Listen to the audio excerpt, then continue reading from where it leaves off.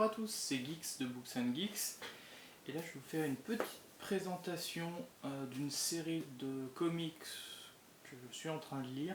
Alors une série dans le sens où, voilà, c'était donc les comics qui étaient sortis à Carrefour, si je me rappelle bien, oui c'est ça. C'était à 2 € pièce, donc du coup, je vous avoue que je me suis un petit peu jeté dessus. Donc le principe c'était quoi?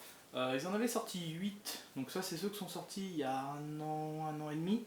Ils en ont ressorti là récemment. D'ailleurs je vous dirai un petit détail sur ceux-là qui font que je préfère les nouveaux. Parce que là les nouveaux sont plus basés sur les séries des années 2000 au niveau des dessins et tout.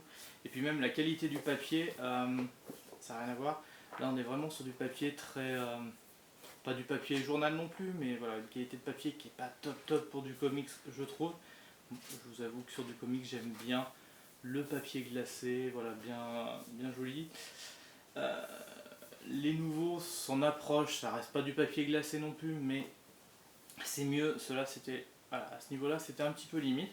Donc le principe, c'était quoi?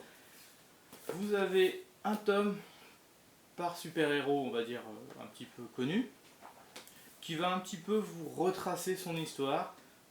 Mais donc hop, voilà, là par exemple sur Spider-Man. Donc vous allez commencer par avoir un petit peu le début de Spider-Man avec...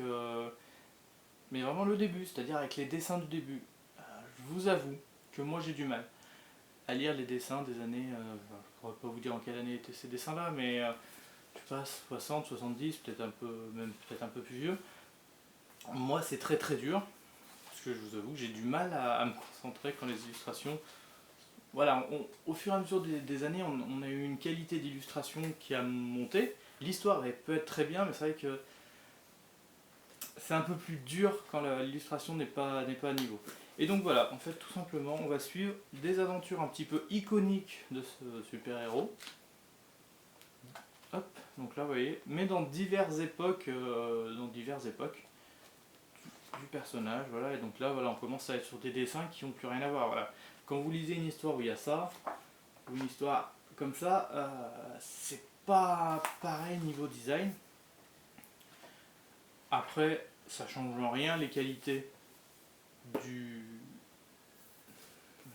en elles-mêmes de l'histoire, hein, bien sûr, mais voilà, c'est un petit bémol.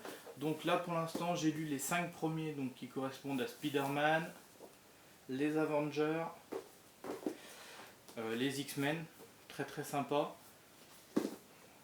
Deadpool, alors Deadpool, déjà de base, j'aime bien le personnage, mais c'est vrai que je connaissais très peu son histoire. Et là, j'ai trouvé que les histoires étaient pas forcément les mieux choisies. Je pense qu'ils auraient pu choisir un petit peu mieux. Et là, Black Panther, pareil, le début raconte pas mal de choses intéressantes sur Black Panther. Et puis après, il y a toute un quart quasiment là, du bouquin où c'est une histoire qui se passe avec les X-Men, et en fait on parle presque plus des X-Men à ce moment-là que de Black Panther en lui-même. Ce qui est un petit peu dommage sur le tome Black Panther.